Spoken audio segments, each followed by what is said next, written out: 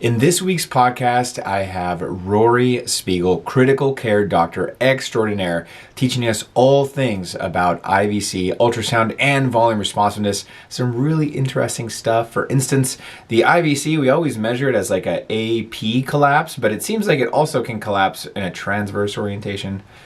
Kind of weird. I just thought it kind of just like did its thing kind of equally on either side, but it turns out it's not the case.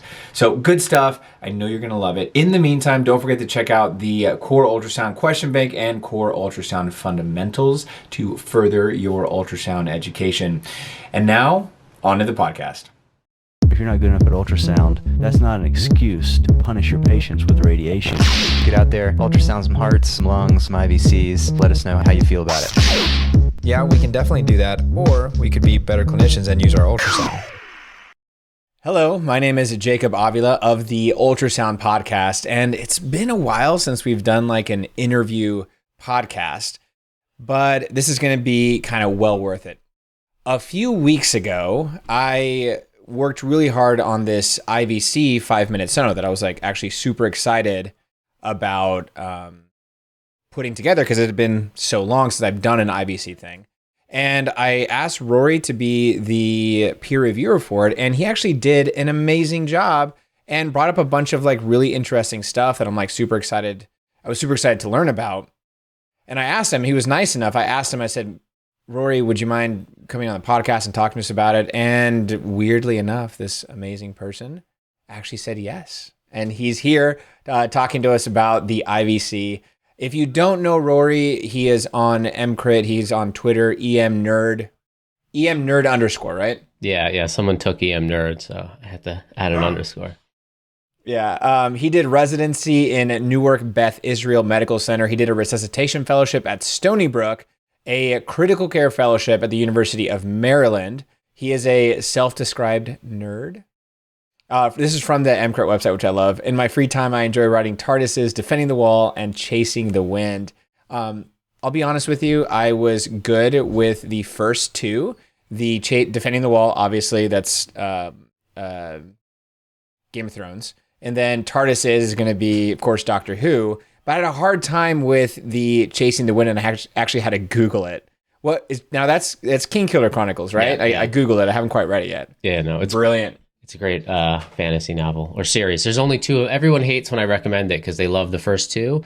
And he's been trying to write the third book for about, I was in med school when I read it. So for about 12 years now, I think, it's still not out. So you'll be excited and then disappointed. Yeah, I think I'm going to go to that one next. I'm kind of like, so right now, my favorite author is, is it Brandon Sanderson or Brandsand?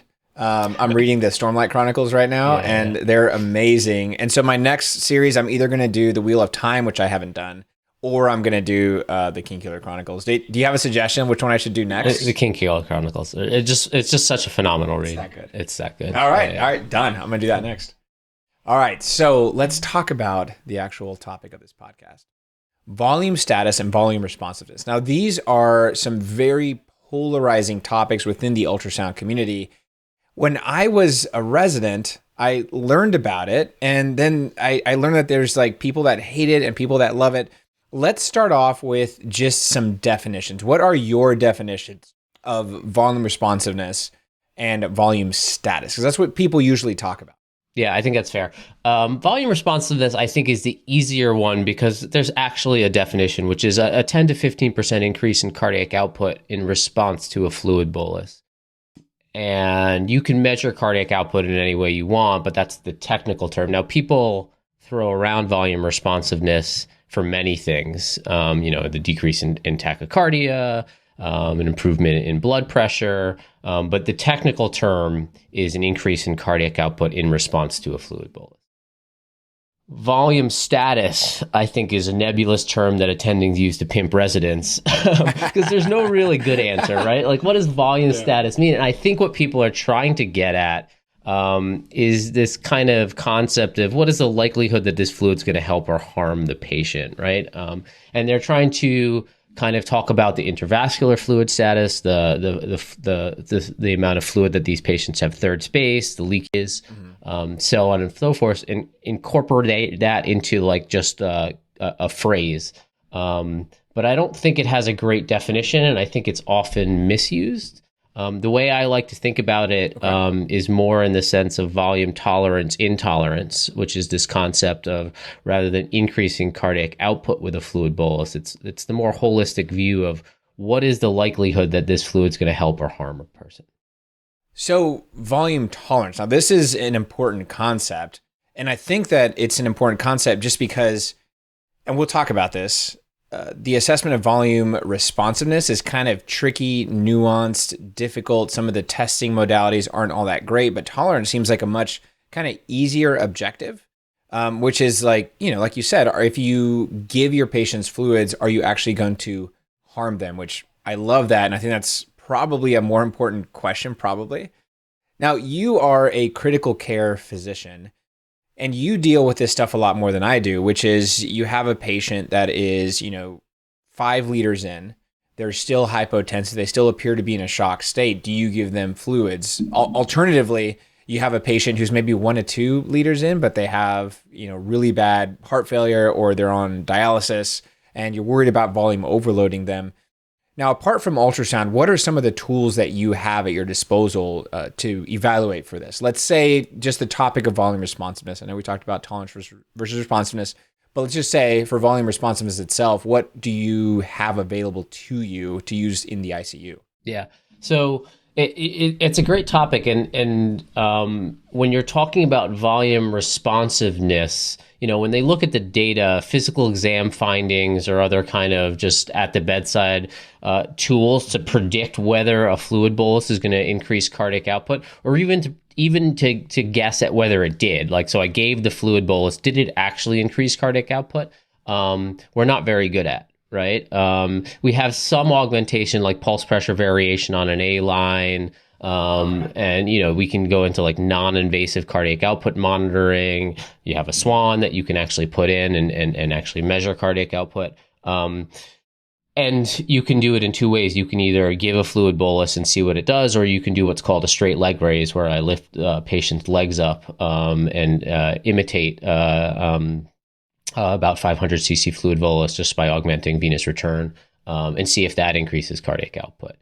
All of those are kind of difficult, time consuming, and in the end, it is kind of like almost a procedure that kind of leads to nothing. And what I mean by that is, like, if you look at like how long does a volume responsiveness bolus increase a patient's cardiac output for? Like, so if you give a 500 cc fluid bolus, you get an appropriate response to the cardiac output. How long does that actually last?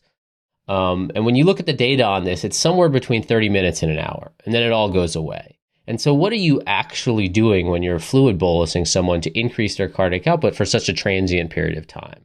And what's really happening? Oh, wait, hold on. So you said when you give, I thought the passive leg raise, you're saying if you give fluids, it like goes away in an hour? Yeah, totally. The response. Wow. Okay. Yeah. And so essentially what you've done is you've increased hydrostatic pressure and you've third spaced that fluid, right? And so...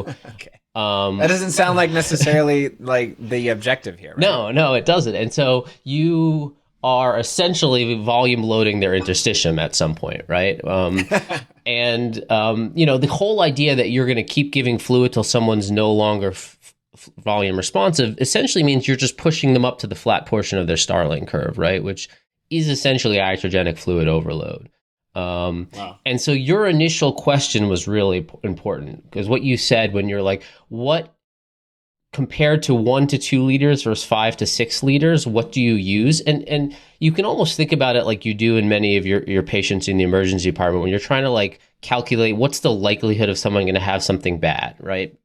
Can I send this patient home? Yeah. And it's almost the same sort of question. What is the likelihood that this patient's going to benefit from more fluid? And when you're like 500 cc's in, even without doing an exam, without knowing anything, there's in the ED that there's a pretty good likelihood they'll benefit from fluid, right? It's not 100%. Sure. We can talk about how you should evaluate them, but there's a reasonable likelihood. As you start giving people more and more and more fluid, and you're 5 or 6 liters in, it doesn't matter what the ultrasound shows. The likelihood that you're going to benefit from more fluid is really, really low. And so That makes sense. the pre-test probability is so low. No matter what you find on ultrasound, the likelihood that they're going to benefit from more fluid even afterwards is still going to be so low. So really, the patient's course is one of probably the most important things before you even put the probe on, because it gives you the right perspective on how to view this patient. One of the things we joke about, but it's not exactly a joke. One of our best rules for volume administration is if the patient has made it to my ICU, they are no longer volume responsive. That makes sense. And I mean, that's why that's exactly why I want to talk to you about it. Cause I mean, we in the emergency department, we're seeing these patients like basically as they've maybe gotten 250, maybe 500 cc's from EMS. So us giving a couple liters probably isn't going to cause harm. But I'm curious, what your experience is in the ICU, as well as I need to know this because we have this boarding issue. I'm assuming it's nationwide. We had it in Kentucky before I left. I just moved to California a month ago, and we have the same thing here. Where we're like functioning. We have patients in the ER that have they've been admitted for like 2 days, and they're still in like the hallway. It stinks, but that's just the nature of, I think, medicine now. Now, I did have a question about some of the non-invasive ways that you would measure it. With a pulse pressure variation, are you able to do that so that is, you have an art line in and you look for the peak and trough of the maximum kind of velocity of the pulse. Yeah. Now that is only in like vented, no arrhythmia patients, or can you do that in spontaneously breathing patients as well? Yeah, I mean, the data shows that you should do it in patients who have vented without AFib, right? And so you have a consistent measurement. But if you look at a pulse wave and it's like all over the place, you kind of get some sense. Now AFib will obviously throw you off, right? Because some of those beats, you just don't really transmit much of a pulse wave at all. So you always have to take all that stuff into perspective. But again, I think probably the most important thing to take away from all this is that volume responsiveness is not a measure we should be actually caring about or using, because you can still be volume responsive, but the fluid you are giving is going to harm the patient. And probably the best example of this is the FEAST trial. Are you familiar with the Kate Maitland the FEAST trial, which is the No, I'm not, but I am gonna Google it right now. FIES? Yeah, FIEST, New England Journal of Medicine. FIES. So FEAEST, yeah. So this was a trial that basically they looked at septic children in sub-Saharan Africa, and randomized them. I am familiar with this trial. I didn't know what it was called, but this is the trial that I don't think we could have been done in the States, but they were able to do it. Yeah. But, run us through it, please. So they basically took septic children, randomized them to fluid bolus or no fluid bolus. So if you're in the fluid bolus, you got a bolus and then an infusion. No fluid bolus, you simply got source control with antibiotics or anti-malarial drugs, and a slow infusion of saline. And the probably the most fascinating thing is the clinicians, before they knew the results, were asked which patients did better. And to a clinician, they all said that the patients who got the fluid bolus did better. They pinked up faster, their shock resolved quicker, they started moving, they responded to the fluid bolus, essentially, right? The problem was they died more frequently, right? And so... oh my gosh. Yeah, that's crazy. And so... wow. So that's an important patient-centered outcome. Right, exactly. And there's a whole host of these articles going into adults and critical care patients where you can see that you will have patients who improve and respond to fluid, but you've increased their mortality overall. And because it's what you're doing is you're loading them with fluid, which then will third space later on, and you're dealing with the consequences of that. And so... fluid responsiveness as a metric is probably not what we should be searching for. We should more looking at this whole thing of fluid tolerance, right? So you have someone with bad pneumonia and wet lungs. I don't care if they're fluid responsive. That fluid's going to eventually end up in their lungs and make them worse. Yeah, wow. That's a really good point. When you have a patient that is critically ill, you're trying to figure out what to do with them. And this is, of course, like, multiple evaluations through the course of the patient's stay. How are you using ultrasound to kind of help you, if at all? And I know this is the ultrasound podcast, but I always say that I use ultrasound, and I'm so into ultrasound because I feel like it makes me a better clinician. And there's times, like plenty of times, where I don't use ultrasound on a patient because I don't need to use it in a specific patient because I have data from other places. Are you using VTI? Are you using IVC at all on these patients? Yeah, I use VTI very rarely anymore. I just don't find it adds much to my assessment. I think like So I think you break down like the management of ultrasound and critical patients into simply put into two boxes. You've got the diagnostic stuff, right? Where, anyone in shock, the first thing you have to do is phenotype your shock, right? You have to actually figure out what the underlying source is and seek to get control. And ultrasound is obviously very helpful on that measure, where I can actually kind of quantify, is this cardiogenic, obstructive, vasodilatory, or often a mix of many of these things. So you use ultrasound in that standpoint, and then once you get into resuscitation, you're using ultrasound, or I use ultrasound to guide me in the sense of looking for signs of venous intolerance. And venous intolerance. Fluid intolerance, but venous intolerance is probably one of the major I just hadn't heard ones. that phrase. Okay. And so fluid intolerance, and where I'm looking for that is venous intolerance. So this signs of venous congestion, fluid in the lungs, signs of the heart not being able to take any more fluid, and so and all of those things are earlier findings than measuring a VTI, right? By the time someone is no longer volume responsive, meaning you don't get an augmentation in your VTI in response to a fluid bolus, you would have seen all these other metrics prior to that. That makes perfect sense. Now it's okay if you feel uncomfortable answering this question. Are there any situations in which you will use the IVC? And I bring it up because the IVC, to me, is one of the easier examinations to perform. It's, we can talk about how tricky it is to interpret and what to do with the data. But are there situations in which you, Dr. Rory Spiegel, critical care physician, are using the IVC? I use the IVC in every patient that I'm ultrasounding for these questions, right? If I have a hemodynamic question, I'm looking at their IVC. And I think the problem is not the IVC, the problem is us, and we're asking the IVC to do things that it can't do. So the IVC, essentially what you're looking at is basically a result, or you're basically looking at the right atrial pressure compared to the intra-abdominal pressure. And what I mean by that is you've got your venous system, which is essentially your mean systemic filling pressure, which is the driving pressure of the venous system. It's composed of the tone of the vessels and the amount of volume you have in them, right? And that's the pressure that's going to drive blood back to the heart. And the competing pressure is your right atrial pressure. That's essentially the afterload of your venous system.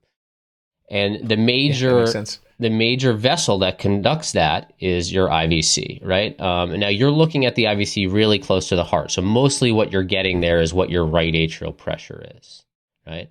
And you're not using ultrasound to measure the pressure. What you're using ultrasound to do is the IVC is tented open by that right atrial pressure, and the opposing pressure, what's trying to close it, is your intra-abdominal pressure, right? And so if your intra-abdominal pressure gets higher than your right atrial pressure, your IVC goes closed. If your right atrial pressure is higher than your intra-abdominal pressure, it opens up, right? Right.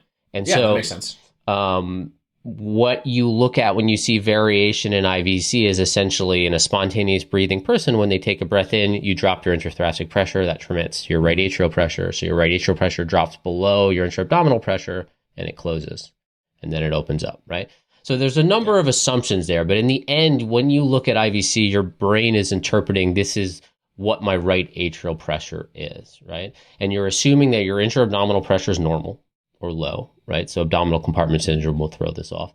And you're assuming that the patient's work of breathing is minimal, right? So they're not creating massive drops in intrathoracic pressure, dramatically decreasing your right atrial pressure and closing your IVC. When you take those two assumptions in place, then looking at the IVC is essentially a surrogate for looking at your right atrial pressure or your CVP, right? That's what it's telling you. That's all it can tell you. And it's us to determine what that means, right? But the IVC is what the IVC is. You as the doctor have to kind of establish what that means. But if you understand those things and you understand what you can do with a right atrial pressure, it's a very useful tool.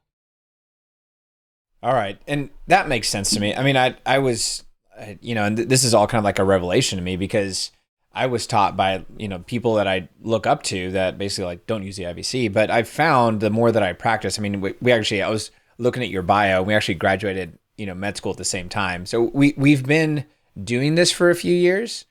And the more I practice, the more I find myself using the IVC. And I don't use it for a volume responsive thing personally. What I use it for is I use it to help me figure out basically like what category of shock the patient's more likely to be in, right? If they're in shock and their IVC is huge, and there's caveats, always caveats, right? But their IVC is huge and they're in shock, I'm thinking more likely an obstructive kind of cause of shock. And if their IVC is pencil thin and they're in shock, then I'm thinking more likely to be a distributive or hemorrhagic or some other like low volume state shock. But I'm not using that as the only thing to make a decision on what to do with that patient. I mean, it's a tool, I would say. It's a tool in your quiver. It's an arrow in your toolbox. It's just like a thing to use to help you figure out what to do. And it's like you're saying, we can't expect the IVC and the ultrasound to do what it is not intended to do. I think what it's intended to do is just giving you the CVP, which actually, I mean, it's if you think about it not as a marker of volume responsiveness, you think about it as the CVP and physiologically what the CVP means. I think it's a really important data point that actually is useful in a lot of patients as long as you apply it correctly.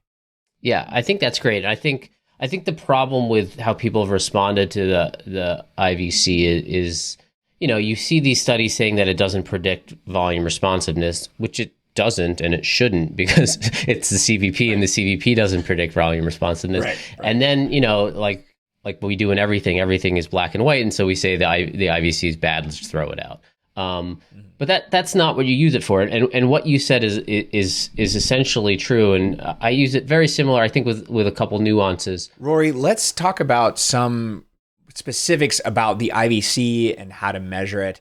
Now, I know that I want to speak, I mean, I don't know what you learned, but my thing that I learned was you always want to measure it at 2 to 3 centimeters from the right atrial junction, maybe 1 centimeter from where the hepatic vein goes in there, always in the long axis and never in the short axis or in transverse. Now, we were talking a little bit about measuring techniques and about how you might do things a little differently, and I'm excited to hear about them. Yeah, I mean, I really think it's this kind of like, it goes back to like our problem with like frequentist statistics where like, because of the way like we analyze data, you either just have to be yes, no, everything.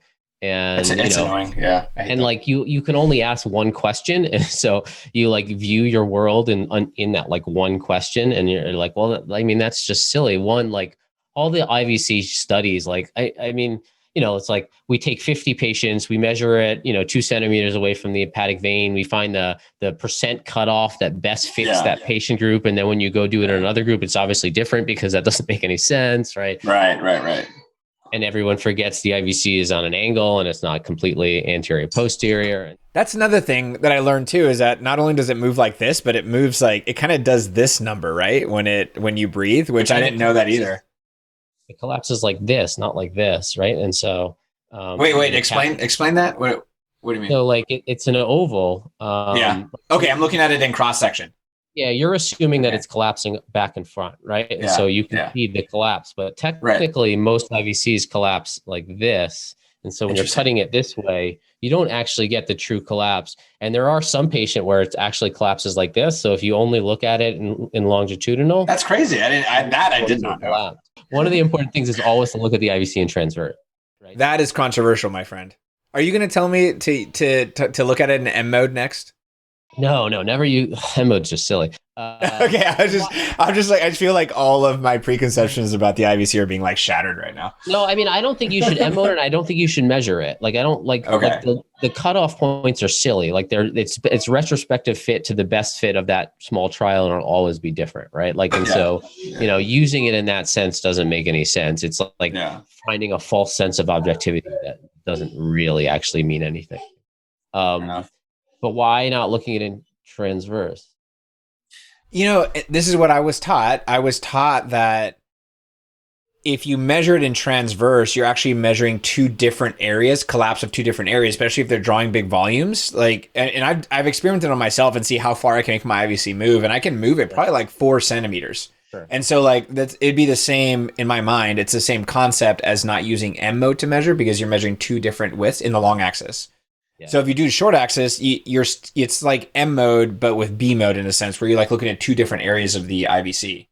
Right. That's why I like hadn't been a fan of transverse, but educate me, please. Well, so I mean, I think you're assuming one that you should measure it. Okay.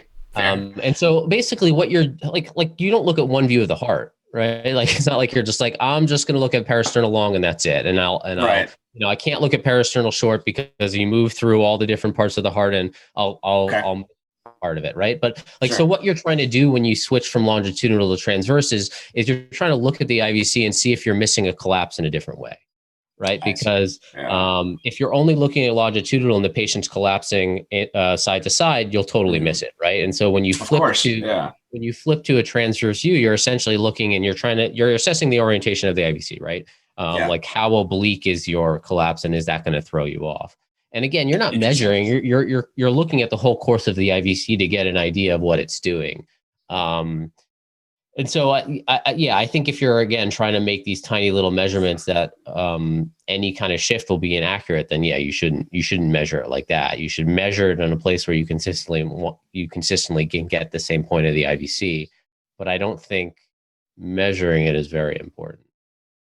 So you're just looking for like a subjective, like, is this collapsing a lot, or is this collapsing a little bit, or is this collapsing not at all? I mean, that's kind of like what your question is for the ultrasound. Because I feel like, I don't know, was it iRobot, I think, that Will Smith movie, where he had that computer program hologram that could only answer specific questions that were asked to it, right? So it's the same with the ultrasound. Like, what is your question for the ultrasound? And you're saying that your question for the IVC to the ultrasound is this collapsing a lot, or is it collapsing a little bit, or not at all? That's basically what you're looking at? Right. Exactly. Okay. Yeah. I think if you think you can do more, you're kind of tricking yourself, right? Because like you can measure it and get a number, but what does that number mean? Like, so basically what you're asking is your unstructured judgment of IVC collapsibility just as good as you measuring it and getting a number, right? And this can be said with many things in ultrasound: TAPSE, EPSS, Invexis, portal pulsatility, and some of it has been studied, some of it hasn't. But the stuff that's been studied essentially shows that your subjective view on these things is just as reliable as the objective view. Now, I'm of the opinion that that's because the objective view, our data on that is crap, right? Because you're building this like 42%. Like, does that sound sounds ridiculous? Right? It's not like a real thing. 42%, right? That sounds like a computer thing for sure, but not a human thing. Yeah, like, is it like if it's 41%, that means they're not responsive, and if and if 43 they are. Like, that's because we did it on 50 people, and that was the ideal number in that small subset. And it's going to be different on the next one. And unless you want to do a study on 10,000 people, you're not going to get a reliable number. And so, to pretend we have objectivity, I think is it just puts us in this like false sense of security. And so I think I never measure the IVC, but I will often look at it and flip it. But I think you have to turn it into transverse to get an idea of actually whether it's collapsing. Because if you don't, every once in a while, there's data on this. I think it's like 10 to 15% of people will have more of a like a transverse collapse rather than an AP collapse. Yeah. And so you'll miss some of those patients. Yeah. And you get into this when you because you can look at your IVC anywhere on the liver, right? Like, you can come totally laterally. But if you go laterally and you look at it only in longitudinal, then people that collapse anterior to posterior, it'll look big, right? because now you're looking at it, you're crossing it through its wide part that's not collapsing, right? And so again, you have to look at it in transverse. Yeah, actually, now that you mention it, I've had a few situations like, and I'm like, oh shit, like in retrospect, but I've had a few situations where I'll look at the IVC in this subcostal window, and then, you know, for like education's sake, and it's collapsing, for education's sake, I'll go transhepatic, like if I'm doing like scanning shifts. And I have noticed that sometimes they don't match up very well. Like it seems like it's collapsing way more AP, or, you know, in the subcostal than it is in the transverse. And I'm like, oh my gosh, I just was like, nah, whatever. That was like my thought at the time. But now that's probably what it is. It's just like the patient was collapsing in an AP orientation. That's why I could see it. Whereas over here, they were not collapsing in a transverse orientation. That's why I couldn't see the collapse. And that's actually kind of scary, right? Because like if we're kind of like making clinical decisions based off of the IVCs collapsing or not, like this is like practice changing for me. I'm going to start looking at the IVC in transverse. That's amazing. Yeah, I did a study on this in fellowship looking at this, and you will get vastly different things if you look at the IVC in different positions if you don't look at it in transverse. And so I would say when you look at it in transverse, your goal is to understand the orientation of the IVC and how it's collapsed. Awesome. It's probably the best question when you look. That's a great question and great answer. So I think ultrasound in and of itself, like if you look at a lot of diagnostic studies with ultrasound, it's terrible at diagnosing stuff. Like long ultrasound's pretty good at diagnosing pneumonia, but outside of that, ultrasound is fairly bad at diagnostic in general. But when you take people with sick disease, it's really good at saying, well, this is or isn't it. And what I mean by that, like the great example is the FAST exam. The FAST exam is terrible at diagnosing intra-abdominal injury. It's just bad, right? That's not what it's invented for. Right, exactly. Like in all comers with blunt trauma, it's not going to diagnose intra-abdominal injury. What it's meant for is a patient in shock in front of me, and can I say, is this shock due to something in the belly? And then it becomes fairly good at that, right? And it has that same kind of diagnostic characteristic if you look throughout. Like another great example is diagnosing PE. Ultrasound is not so good.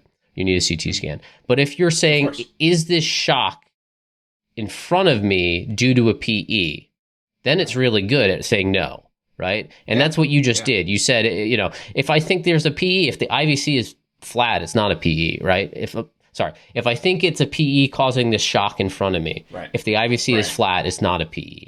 And that's a really good way of looking at it, right? And so like, I think from a diagnostic standpoint, it has utility on ruling out certain forms of shock, right? Ruling them in can be a little bit harder because, like, you know, if you're like, can I say that this patient has a PE because the IVC is big? No, right? Then I kind of have to go farther and look at other things. But it certainly has its uses from that standpoint.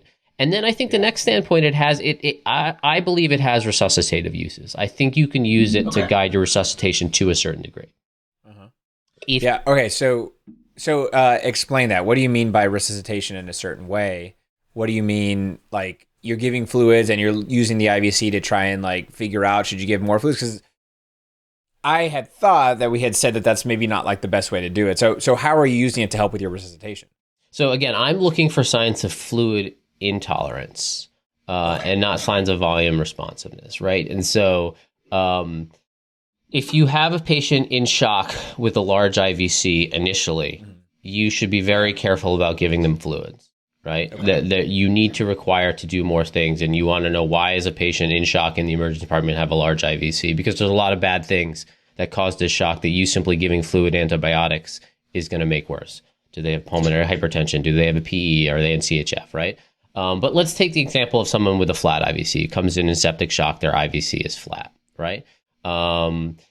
You do a general exam looking for signs of fluid intolerance. Their lungs are dry, their IVC is flat. You know, the history is pretty clear that they've lost some volume, right? And you start giving them fluid, and you have to decide at some point where you think you've fluid resuscitated them or not. If you look at the data on IVC in volume responsiveness, when your IVC is flat, the likelihood that you're volume responsive is actually fairly high.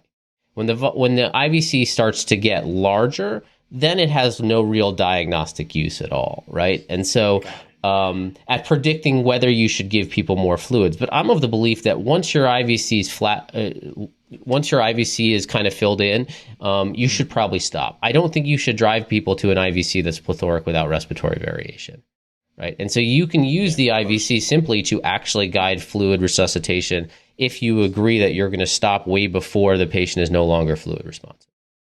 And so you essentially keep giving them fluid till their IVC is kind of mid-size with some mild respiratory variation, right? Now, there's a more complex way of doing it where we can actually look at venous ultrasound and venous Doppler and look at this venous return flow curves. Are you talking about Vexus? Yeah, I'm talking about Vexus. Oh my goodness. We should talk about that too. But I think that's a conversation for another day that's fairly complex. It is. I'm trying to learn how to do it. It's just I get it conceptually and it's really cool. But I just haven't been able, like, I can't get all the views and stuff. And so like, I'm stoked in the future to talk about Vexus because I want you to teach me. Yeah. Yeah, sorry, I digress. Go ahead. No, I'd love to. Like, if I can do it, you can do it. I mean, you're far better at ultrasound than I am. But I think most of the time you don't have to do that. Like, if once, I used to think Vexus was the answer because it gives you so much information about venous return and the venous side of the system. But when you start using it a lot, like I resuscitate people and I keep them at a Vexus 0. I never actually let them see any signs of venous congestion, right? Like I stop way before then. And so you're actually essentially stopping when your IVC has gotten mid-size with some respiratory variation. And so it becomes a fairly useful tool to resuscitate from that standpoint, as long as you understand you're not predicting volume responsiveness, and there's no one tool that absolutely will tell you when to give and not give fluid. There are patients that you shouldn't give fluid to, even if their IVC is still flat, right? And you have to be a clinician and figure that out. In the ICU, I have many patients with flat IVCs that I am diuresing because their lungs are wet. And I think, the harm-benefit ratio puts them in that category. Yeah, no, that makes sense. What you're saying is, don't use the IVC in isolation. Use it with, your lung exam. Use it with the what you think the etiology of the patient's shock is. Use your art line. Use your history. Get an X-ray. Get a CT scan if you need. The ultrasound is something that helps you out. It's not like the only thing that is available to use. And there's times where like I'll go with the non-ultrasound kind of modalities because that fits better.